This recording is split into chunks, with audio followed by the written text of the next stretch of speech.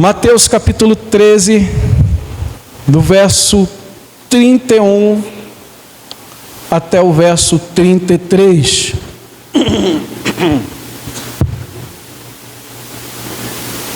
O tema hoje é a missão no reino.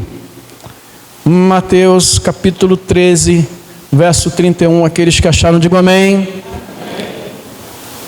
Mesmo assentados, para que vocês não se movimentem mais também, mas em reverência à santa palavra de Deus, estarei lendo e os irmãos acompanhando, que diz assim: Jesus lhes propôs outra parábola, dizendo: o reino dos céus é semelhante a um grão de mostarda que um homem pegou e plantou no seu campo. Esse grão é, na verdade, a menor de todas as sementes, mas quando cresce é maior do que as hortaliças e chega a ser uma árvore, de modo que as aves do céu vêm se aninhar nos seus ramos. Jesus contou ainda outra parábola: o reino dos céus é semelhante ao fermento que uma mulher pegou e misturou em 3 medidas de farinha até ficar tudo levedado. Que Deus abençoe assim a porção da sua palavra. Vamos fechar os nossos olhos mais uma vez. Senhor, aqui estou mais uma vez diante de Ti, diante da Tua igreja, 100% dependente da Tua graça, da Tua misericórdia, e que o Senhor fale ao nosso coração nessa noite. Espírito Santo de Deus, tem liberdade entre nós. Ó Senhor, quem somos nós para dizer que o Senhor tem a liberdade? Mas eu te peço, age com liberdade no meio de nós, Senhor Deus, falando aos nossos corações, trazendo toda a mente cativa a Tua palavra nessa noite. E me usa como instrumento em Tuas mãos, por Tua misericórdia e graça apenas. Eu te oro assim em nome de Jesus e todos digam amém.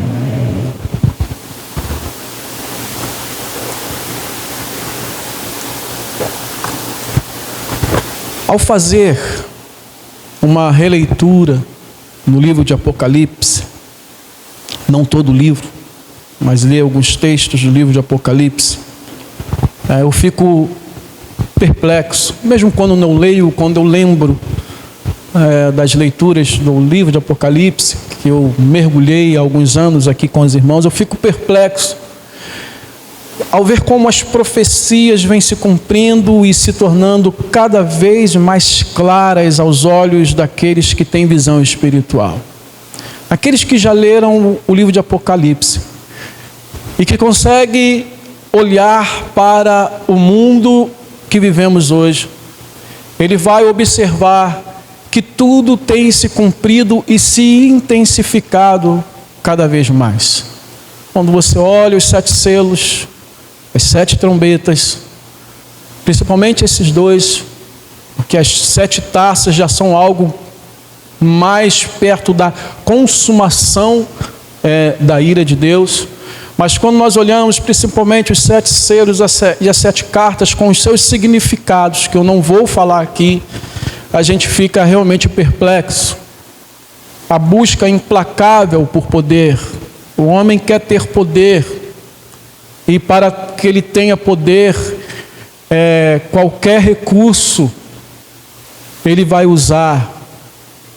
Ele vai lançar mão de tudo que for necessário, do engano, ele vai lançar mão da mentira, ele vai fazer as suas armações, porque o homem quer ter poder, quer dominar. A gente vai vendo essa briga de poder por todo o mundo. As guerras entre as nações, que embora não sejam algo novo, mas elas têm se intensificado cada vez mais, durando mais tempo do que previsto. Tem as guerras civis. Nós vivemos em plena guerra, queridos. Sim, nós não sabemos, não existe lugar seguro. Essa semana, inclusive, foi na quinta-feira, cheguei aqui em casa e estava lá a turma com um fuzil na mão, lá na esquina. A gente não sabe mais aonde há algum lugar seguro. E nessas guerras civis, queridos, atrocidades são cometidas.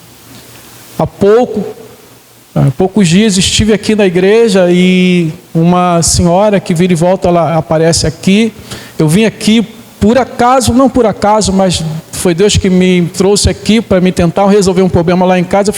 Vim buscar uma máquina aqui e a senhora chegou aqui chamando o marido dela, que já não morava mais com ela, já estava há uma semana lá para um bairro perigoso, e ela falou: pastor, meu marido acabou de morrer, levou uma paulada na cabeça.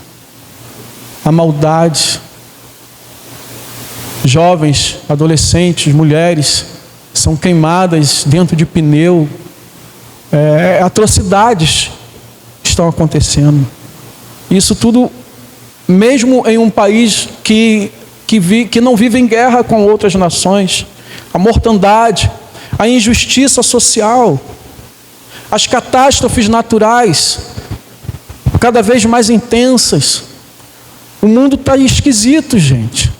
E quando você olha lá nas 7 trombetas, você vê lá nas primeiras trombetas uma simbologia de toda essa destruição, essas queimadas cada vez maiores que estão acontecendo em vários países, em vários estados. A rebeldia humana contra Deus. O homem tem se rebelado contra Deus. O homem tem odiado, o ser humano sem Cristo, o homem sem Cristo tem odiado cada vez mais o Evangelho. Cada vez mais há pessoas odiando o Evangelho, porque agora o Evangelho, principalmente quando se fala em termos de pecados na área sexual, especialmente na homossexualidade, nós somos os discursos de ódio, e as pessoas estão nos odiando muito por causa disso e de outras coisas. Sim, infelizmente também as pessoas estão nos odiando pelos escândalos que estão acontecendo, e isso é também algo que está de acordo com as profecias, porque cada vez mais falsos profetas estão surgindo, e isso está na palavra de Deus. Falsos evangelhos, brigas, intrigas entre igrejas na internet, irmãos contra irmãos, pastores contra pastores. Nós estamos vivendo dias até mesmo vergonhosos, por assim dizer, nesse sentido. Falsos profetas surgindo, uma cegueira espiritual, e por parte de muitos, como o Senhor falou, que no final dos tempos, até os próprios eleitos podem ser enganados. O mundo cada vez mais entregue ao poder das trevas. E eu fico perplexo, eu fico olhando assim, meu Deus do céu. Tem muito a ver com o que está escrito. É o cumprimento do que está escrito. E eu fico perplexo, mas ao mesmo tempo eu sinto paz, querido. Eu sinto paz no coração, sabe por quê? Porque eu sei que eu estou nesse mundo, mas eu não sou deste mundo. Eu não pertenço a esse mundo. O Senhor me escolheu desse mundo. Ele me pegou desse mundo que está com esse quadro que eu rapidamente pintei aqui para os irmãos, ou repeti. O Senhor me tirou desse mundo, Ele me tirou do império das trevas. Então eu tenho paz, e eu olho como que um espectador, como alguém que está olhando de fora. Eu estou vendo de fora tudo o que está acontecendo, eu estou olhando o que está acontecendo, mas eu não estou dentro dessa realidade, porque eu estou no reino de Deus. E eu tenho paz, porque Jesus disse que nós estamos no mundo, mas nós não somos do mundo. Ele disse isso na sua oração sacerdotal. E mais, Jesus ainda orou pedindo a Deus o seguinte, Ele falou: Senhor, eu não peço que o Senhor os tire do mundo, mas que o Senhor os guarde do mal.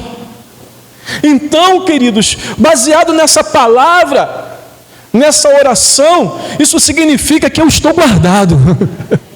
Eu estou guardado no esconderijo, não estou sozinho, tu estás comigo, Ele está comigo, eu estou guardado. Então, pastor, quer dizer que nenhum mal que está acontecendo, o Senhor não corre nenhum perigo, não pode acontecer nenhuma catástrofe. Não, não é isso. Pode acontecer qualquer coisa, eu estou sujeito a todos os males que esse mundo tem, os perigos, mas a minha fé está guardada. A minha fé está guardada nele. Eu sei em quem eu tenho crido, e eu sei que Ele é poderoso para guardar o meu depósito até o dia final.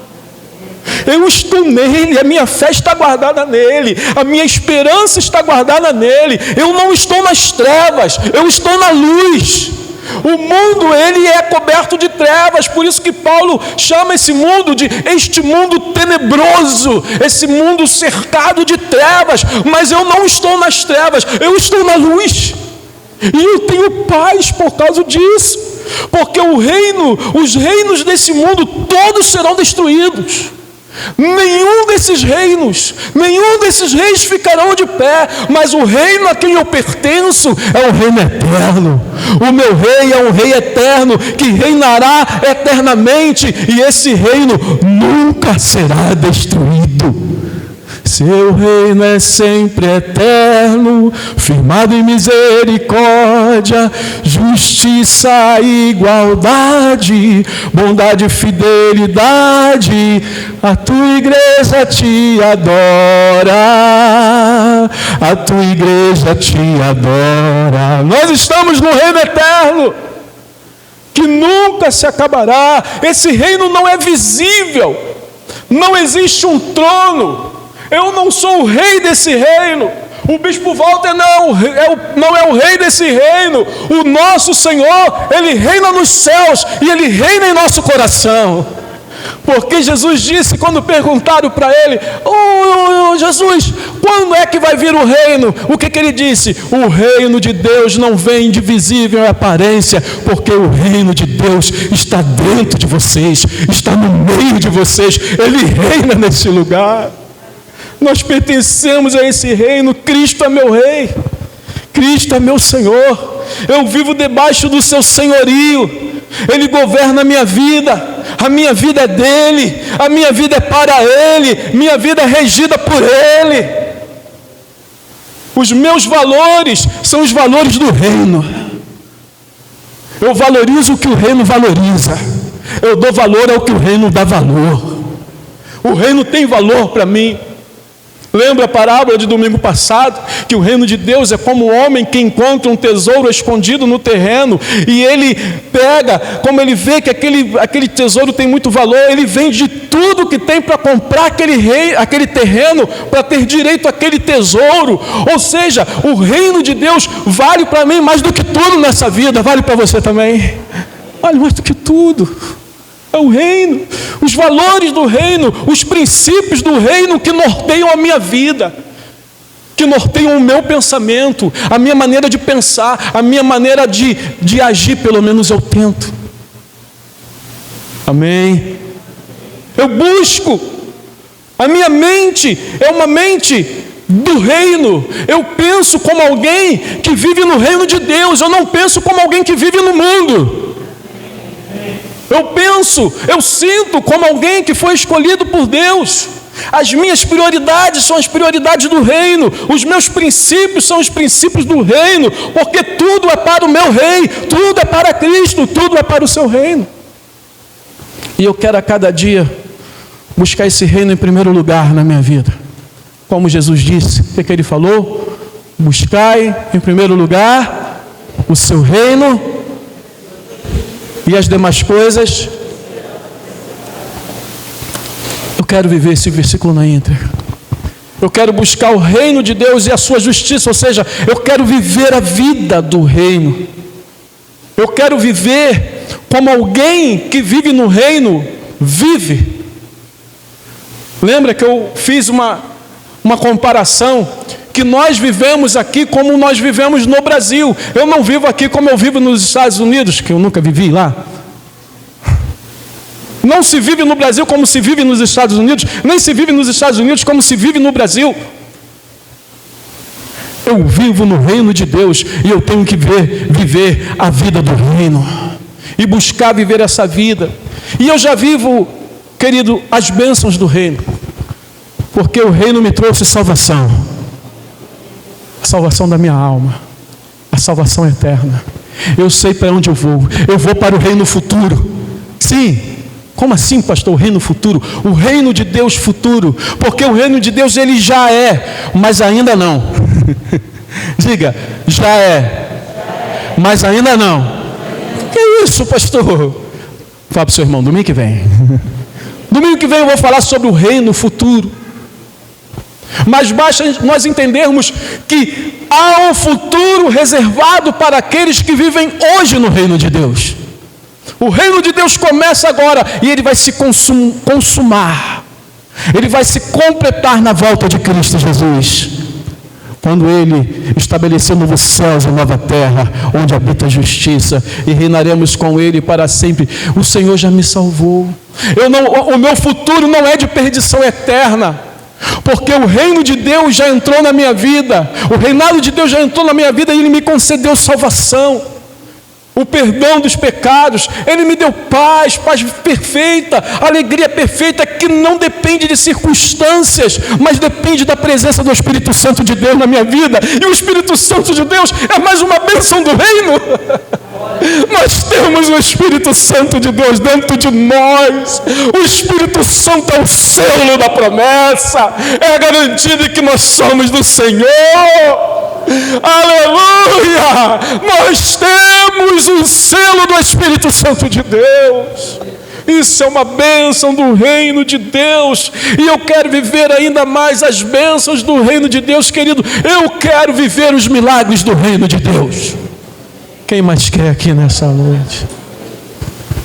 Eu vou repetir o que eu repeti hoje de manhã, repeti domingo passado, falei domingo passado, repeti de manhã e repito de novo aqui, porque quando João Batista foi preso, ele mandou perguntar a Jesus o seguinte: Senhor, é o Senhor mesmo que estava por vir? É o Senhor mesmo que estava por vir? A gente tem que esperar um outro. João Batista estava perguntando, em outras palavras, o seguinte: tu és o Messias, que veio inaugurar o reino, que veio estabelecer o reino de Deus? E Jesus manda responder o seguinte para João. Olha, Jesus fala o seguinte para os discípulos de João: olha, voltem a João e anunciem para João aquilo que vocês estão vendo. Os cegos veem, os coxos andam, os leprosos são purificados, os surdos ouvem, os mortos são ressuscitados, e aos pobres está sendo pregado o evangelho. Tem algo novo acontecendo. No reino de Deus, coisas novas acontecem sempre. A cura, a libertação, a salvação são evidências do reino de Deus. Queridos, nós estamos no reino de Deus, e eu quero, e eu desejo, é o desejo no meu coração, ver as evidências do reino de Deus aqui nesse lugar, ver as evidências do reino de Deus na sua vida, os milagres acontecendo na sua casa, os milagres acontecendo na sua família. Eu quero ver sim cura, porque se a cura foi uma evidência do reino de Deus quando Cristo aqui estava, elas devem ser aqui também hoje. A cura, libertação, milagres, sinais e prodígios. Se o reino de Deus está aqui, se nós pertencemos a esse reino, essas coisas devem acontecer aqui, e eu creio que elas podem acontecer aqui, porque a vida no reino é diferente da vida fora do reino. O apóstolo Paulo disse aos Romanos o seguinte: o reino de Deus não é comida nem bebida, mas é justiça, paz e alegria no Espírito Santo. O reino de Deus não é aquilo que o mundo valoriza, a comida e a bebida, mas é a justiça, ou seja, a vida no reino é a paz e a alegria que só o Espírito Santo pode dar, pode conceder.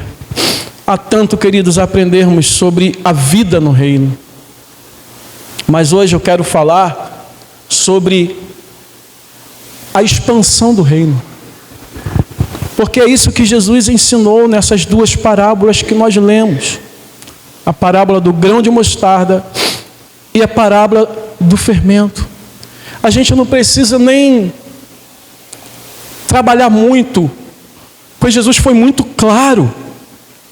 Essa analogia, esse exemplo que Jesus faz, essa comparação, porque Jesus está comparando, olha, assim como acontece com o grão de mostarda, assim como acontece com o fermento na farinha, assim acontece no reino de Deus.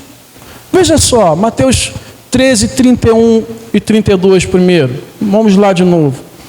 Jesus lhes propôs outra parábola dizendo: o reino dos céus é semelhante a um grão de mostarda, que um homem pegou e plantou no seu campo. Esse grão é, na verdade, a menor de todas as sementes, uma semente minúscula, mas quando cresce, é maior do que as hortaliças, e chega a ser uma árvore, de modo que as aves do céu vêm se aninhar nos seus ramos. Jesus está falando o seguinte, desse milagre de um grãozinho de mostarda. Quem já viu grão de mostarda? Já viu? Eu não vi assim. Acho que uma vez eu peguei assim na mão, não lembro se era grão de mostarda, que um pastor fez uma exemplificação com a fé. Mas pense em qualquer grão. Quantos pegaram aqui no dia que nós falamos sobre frutificar a semente do girassol? Quantos pegaram, né? Imagina que seja... Jesus está falando que essa semente desse tamanhozinho, ela se torna como que uma árvore. Se você olhar a mostarda de hoje, não tem nada a ver com o que Jesus falou. Mas a mostarda da qual Jesus está falando, que está escrito aqui, ela chega a ficar como uma árvore.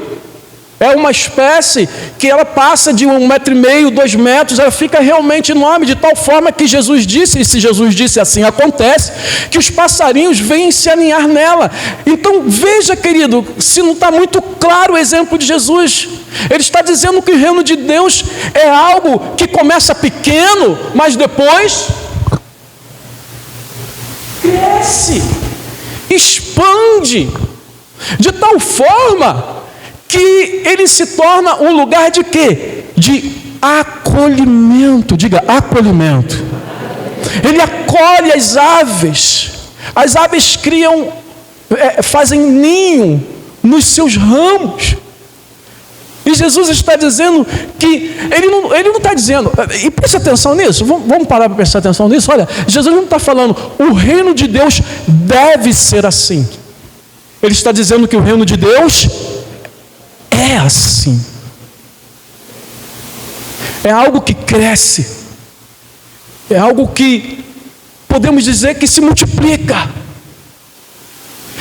Isso nós podemos ver na próxima parábola. Ele diz, Jesus contou o versículo 34, é isso? 33 e 34. Jesus contou ainda outra parábola. O reino dos céus é semelhante ao fermento que uma mulher pegou, é somente o 33, que uma mulher pegou e misturou em 3 medidas de farinha até ficar tudo levedado. Deixa eu falar uma coisinha rapidinho antes de eu falar sobre essa parábola. Talvez você esteja perguntando, né? Eu estou falando reino de Deus, mas aqui está escrito o quê? Reino dos céus. Fala para o seu irmão, é a mesma coisa. Mesma coisa. É que como Mateus escreve especialmente para os judeus, e os judeus evitam falar o nome de Deus ou algum nome parecido, então Mateus preferiu escrever reino dos céus. Mas se você for lá em Marcos e Lucas, que tem a mesma parábola, lá está escrito reino de Deus. Amém? Então está aí explicado. Mas Jesus está falando aqui, né, que o reino dos céus, ou o reino de Deus, é semelhante ao fermento que uma mulher pegou, misturou em 3 medidas de farinha, até ficar tudo levedado. Quem já fez massa de pão em casa? Massa de pizza. Você pega aquele fermento biológico, você mistura com farinha, ovo, óleo, com a sua receita. Então você vai, massaga ela, massaga. Aí você pega, deixa ela lá e cobre com um pano, de preferência um pano úmido, né? Aí você espera aí 45 minutos, mais ou menos, é isso aí? 1 hora. Quando você vai lá olhar, aquela massa que era desse tamanhozinho, ela, ó, cresceu, multiplicou, dobrou. E Jesus está afirmando aqui que assim é o reino de Deus. Ou seja, é algo que cresce. Jesus está falando de crescimento. Fala comigo, crescimento. Jesus está falando de expansão. Fala, expansão. Multiplicação. De um lugar de acolhimento, queridos. De um lugar... Preste atenção nisso que eu vou falar. Muito importante. Jesus está falando de algo que influencia. Porque preste atenção. Em outra hora, Jesus falou, os fariseus estavam ali perturbando Jesus. Eles perturbavam Jesus, né? Estavam perturbando Jesus. Aí Jesus entra no barco com os discípulos e Jesus fala para os discípulos: cuidado com o fermento dos fariseus, dos saduceus. Do que Jesus estava falando? Jesus estava falando do quê? Da doutrina. Eles pensam que Jesus estava falando porque eles não tinham levado pão. Aí Jesus dá um aperto neles. Cara, eu acabei de multiplicar aí pão para 5.000 pessoas. Você acha que é isso que eu estou falando? Aí Jesus fala, não, cuidado com a doutrina deles. Ou seja, cuidado com a influência deles. Diga, influência. Então, o fermento, o fermento faz com a massa, com a farinha? Ele, por assim dizer, ele contamina. Ele afeta toda aquela farinha. O fermento e é um pouquinho, sabe? Para 1 quilo de farinha de trigo, acho que você usa, tem receita que é 70 gramas de fermento para 1 quilo de farinha. Eu fazia uma pizza frita, né? Não vou lhe dar receita. Você procura lá na internet e tem algo que você vai falar, então 70 gramas de fermento para 1 quilo de farinha, e essas 70 gramas de fermento influencia mais do que 10 vezes mais, e faz com que aquilo se torne cada vez maior. Então Jesus está falando que o reino de Deus é algo que influencia, que alcança. É algo que contagia. É melhor do que contamina, né? Algo que contagia. Mas a pergunta que eu faço: será que nós estamos vivendo esta realidade do reino de Deus aqui neste lugar?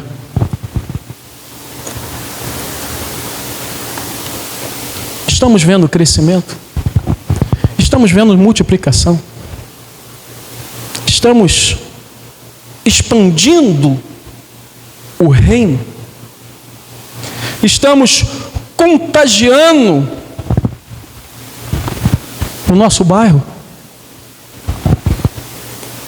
Porque o reino de Deus, segundo a palavra de Deus, ele é assim.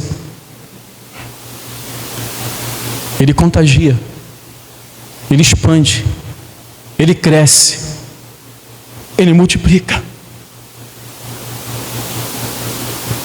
Qual resposta você daria a essa pergunta? Meus amados, só há uma maneira dessa palavra, desta parábola, vou repetir, só há uma maneira desta parábola se cumprir. É se nós, os cidadãos do reino, cumprirmos nossa missão. Todo reino tem sua missão. E nós temos uma missão no reino. Jesus chamou os discípulos não somente para viverem as bênçãos do reino, não somente para viverem os milagres do reino, mas chamou os discípulos para cumprirem uma missão no reino. Por isso, lá em Lucas capítulo 9, versículo 1 e 2, veja só, E hoje eu estou chegando ao final da mensagem. Embora ainda tenha algo que eu vou fazer especial aqui hoje. Especial não, diferente do que eu costumo fazer. Lucas capítulo 9, versículo 1 e 2. Tendo Jesus convocado os 12, deu-lhes poder e autoridade sobre todos os demônios e para curar doenças. Também os enviou ao quê? Para pregar o reino de Deus e curar os enfermos. O que é pregar o reino de Deus, pastor? É pregar salvação. Pregar que Jesus Cristo salva. Pregar que estamos perdidos.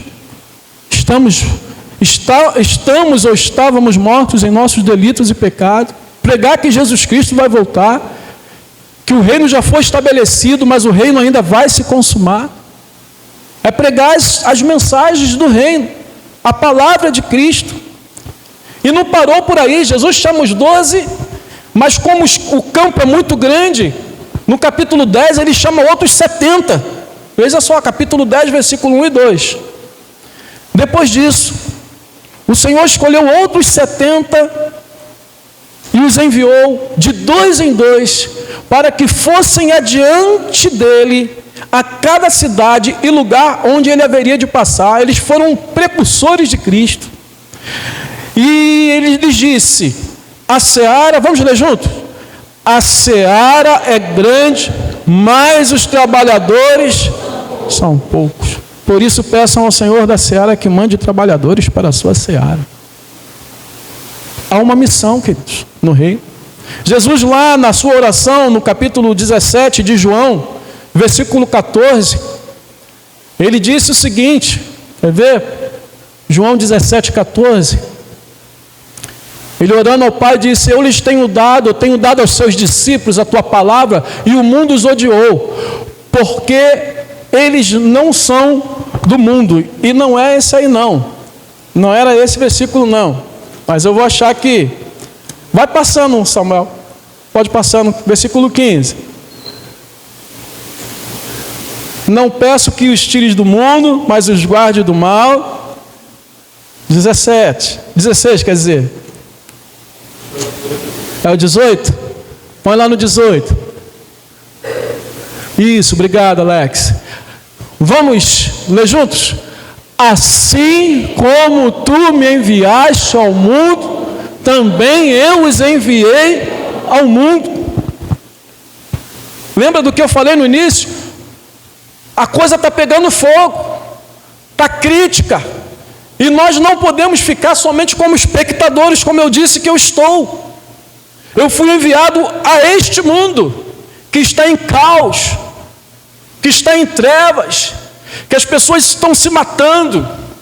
Apocalipse, lá pela 5ª e 6ª trombeta, ele fala sobre como as pessoas se tornam escravas de Satanás. E só tem alguém que tem a palavra e o poder para libertar essas pessoas: a igreja do Senhor. Mas ele nos enviou. Diga, enviou ao mundo. Por favor, aqui, Samuel, esse texto aqui, João 15, versículo 16. Vamos lá.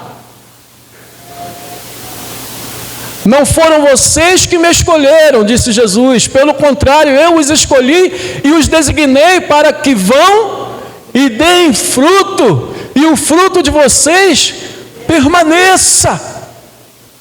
O Senhor nos enviou para frutificar. E meus amados irmãos, apesar de eu estar já trabalhando sobre um fruto aqui dentro, tá? Calma, vocês que se inscreveram, eu estou organizando tudo, é uma época de férias, é uma época complicada, janeiro, mas você já vai ser convocado para o ministério de recepção, para o ministério de manutenção, secretaria, intercessão, está tudo lá, está tudo separado. A partir de fevereiro nós vamos começar em prática para você frutificar aqui, mas eu quero dizer que o Senhor quer mais do que frutos aqui, Ele quer frutos lá. Tem mais amém aí?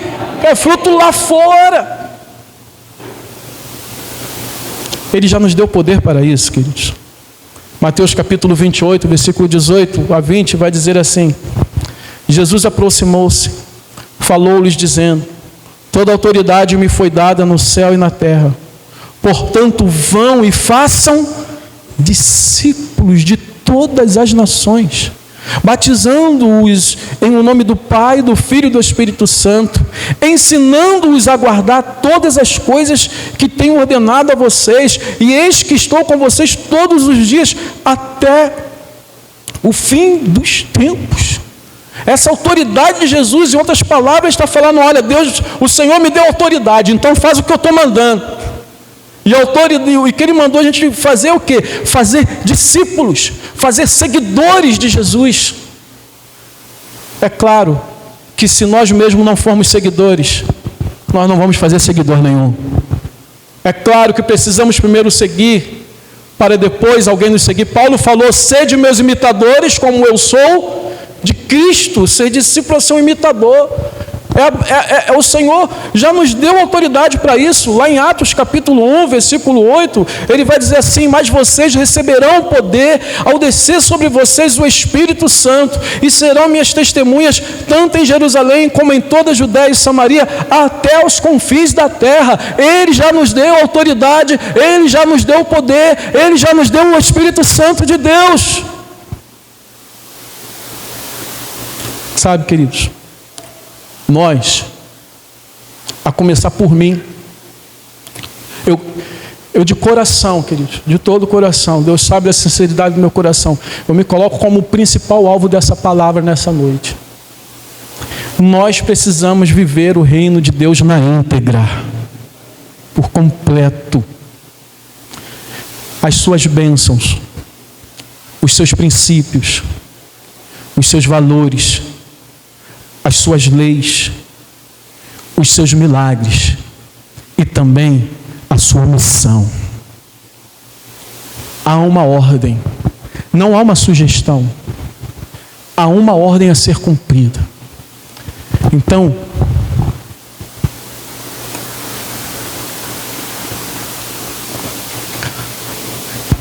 eu tenho repensado a igreja, eu tenho repensado o ministério.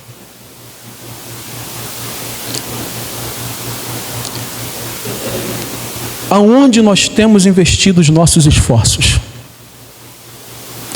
Aonde nós estamos gastando o nosso tempo? Pessoalmente, aonde você tem investido seus esforços, seu tempo, sua mente? Como igreja, para pensar. Nesses 18, vamos fazer 19 esse ano, né? Ou fizemos 19 anos? Fizemos 18, vamos fazer 19 anos. Desses 19 anos de ICNV Urucânia, aonde nós temos investido os nossos esforços? Em que eu estou gastando o meu tempo como pastor? Da onde... O que está gerando muito desses cabelos brancos que estão em minha cabeça? O que tem tirado o meu sono? O que tem gasto aonde eu tenho gasto as minhas emoções na igreja? Ei, você está entendendo o que eu estou querendo dizer, queridos? Amém? Estão entendendo bem? O que eu estou querendo propor à igreja é uma nova maneira de ser igreja.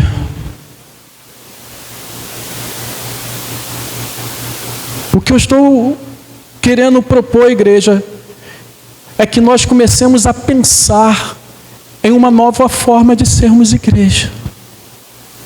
Eu tenho me confrontado com esta palavra todos os dias. Eu tenho pedido a Deus: Senhor, me guarda do mal, me livra do mal. Eu não quero ser seduzido por igrejas enormes, que tem gente que não acaba mais, e pensar nesse sentido: não, eu quero crescer também. Não, Mas eu acabei de ler aqui que Jesus disse que o seu reino, ele cresce, ele multiplica, ele expande.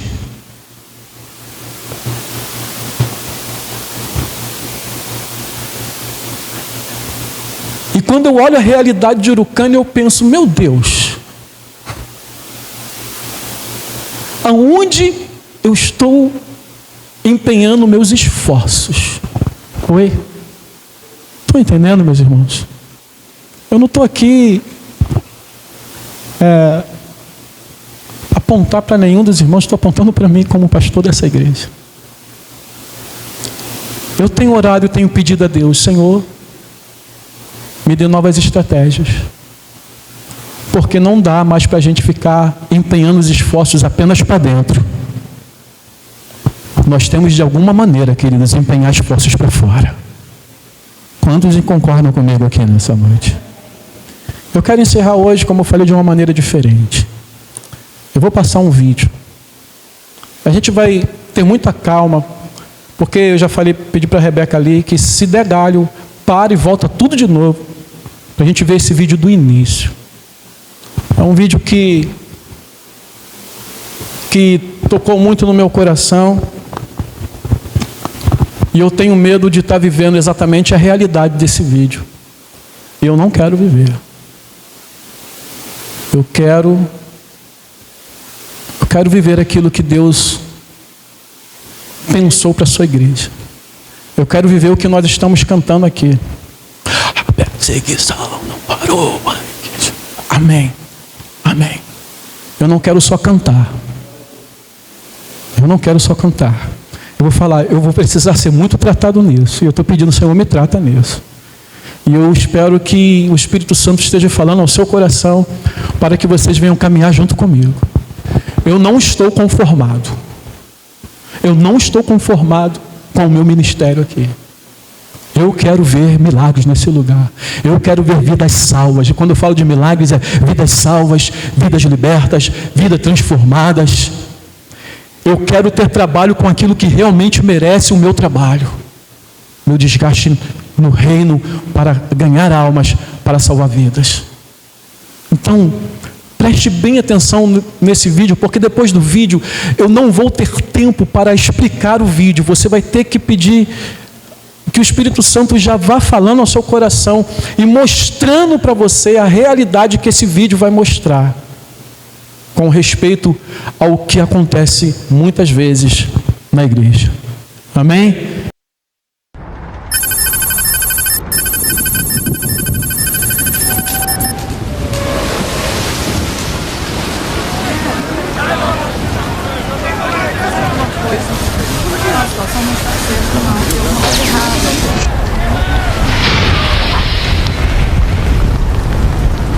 Eu vou entrar! Não!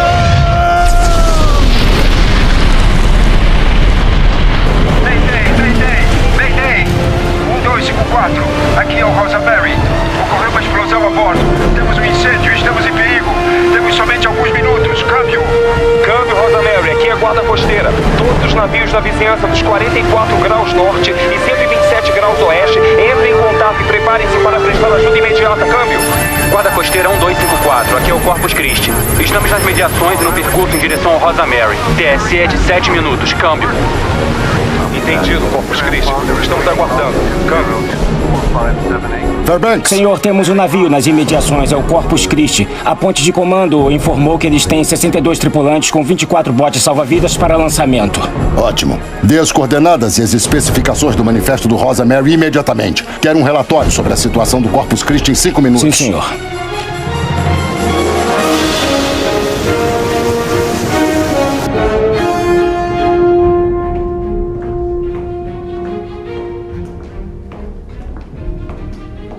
Marinheiro Macmillan? Que noite para o seu primeiro dia de serviço? Quem é você? Escolhas, Jack. Você, amigo, está para entrar no Vale da Decisão.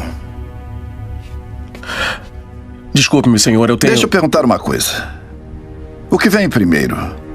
As dependências de um navio? Ou seu propósito como um todo? Eu creio que o propósito desse navio é bem claro, senhor. Exatamente.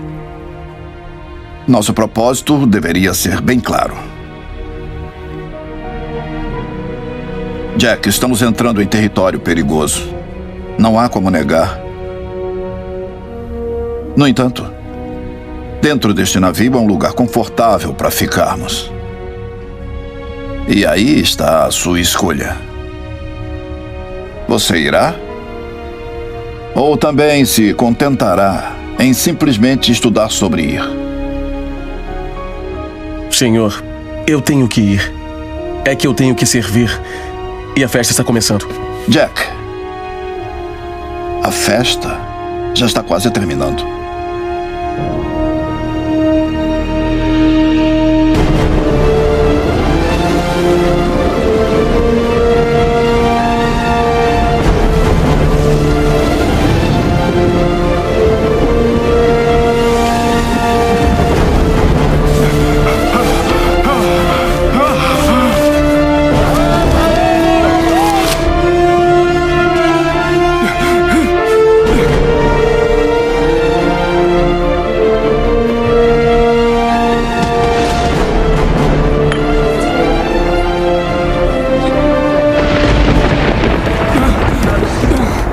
Atenção, todo mundo!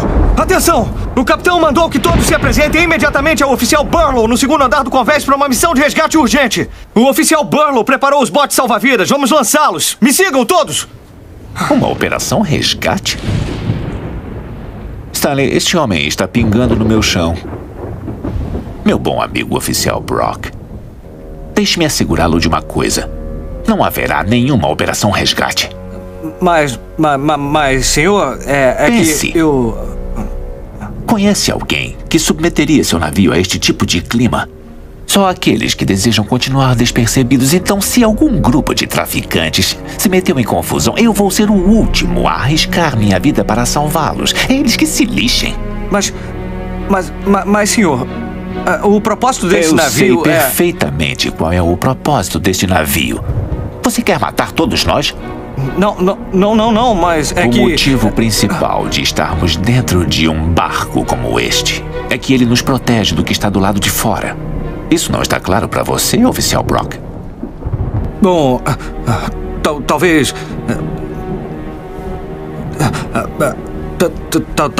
Talvez não esteja, senhor. Desculpe, senhor.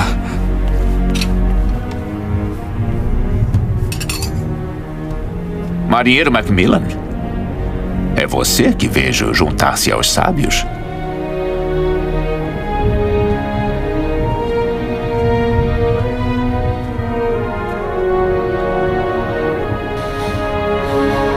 Aí vai alguém corajoso de verdade.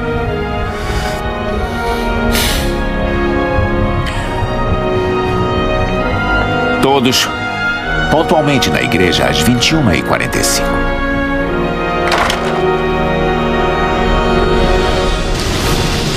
Ainda não estão aqui! Simplesmente deixa o cabo balançando! Ele tem que chegar até embaixo! Assim? Não, eles têm que soltá-lo do barco assim que encostar na água! Tá legal, mas cadê todo mundo? Eu não sei onde estão! Oficial Burlow! Isso, já não era sem tempo, né? Não, o que é isso? São os gatos pingados.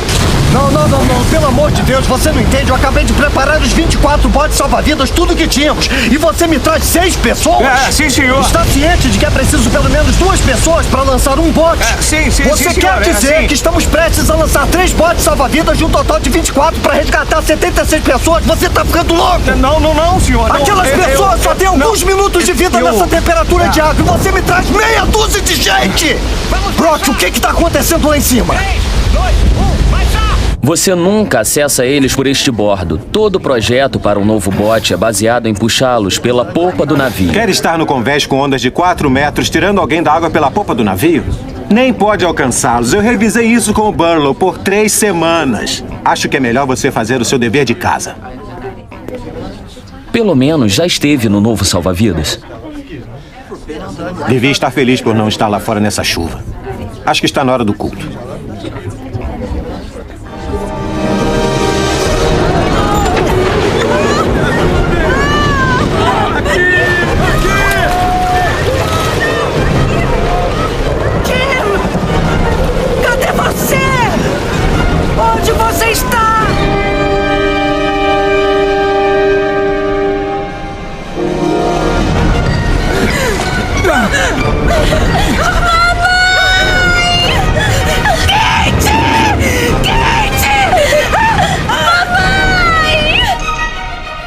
Sim, o senhor está certo. Rosa Mary estava em curso vindo de Vancouver e entregou um manifesto com uma tripulação de 12 pessoas e 64 passageiros. Pode, por favor, me informar o status da operação?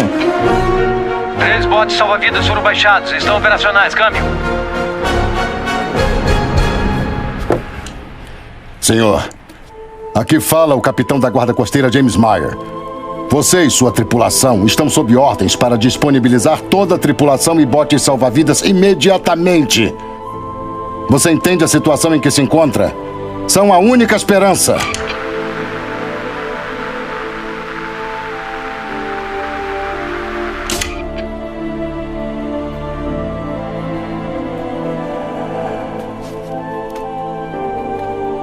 Eles têm o melhor navio que existe. 62 tripulantes, 24 salva-vidas e lançam somente 3.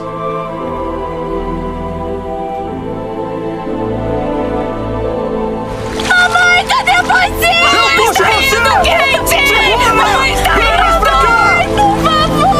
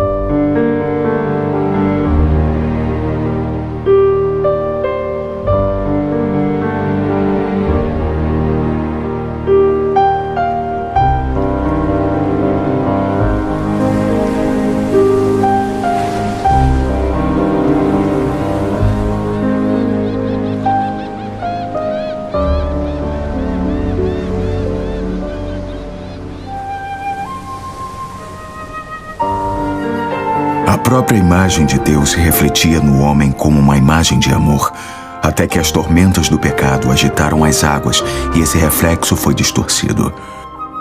Porém, Deus não foi passado para trás. Ele investiu tudo o que tinha por todos quantos já viveram. Através das eras, homens e mulheres, investidos de paixão, viveram e morreram por pregar a palavra de Cristo e sua salvação a todas as tribos e nações. O amor de Deus na alma do homem é 100 vezes mais puro e nobre do que qualquer outro motivo que já o tenha impulsionado. Conhecer o amor de todos os amores é o segredo de todos os segredos. Meu amigo, eu estou aqui para dizer-lhe: a Igreja de Jesus Cristo não é um barco de prazeres, mas sim um bote salva-vidas para a salvação de almas. E precisamos de toda a ajuda a bordo.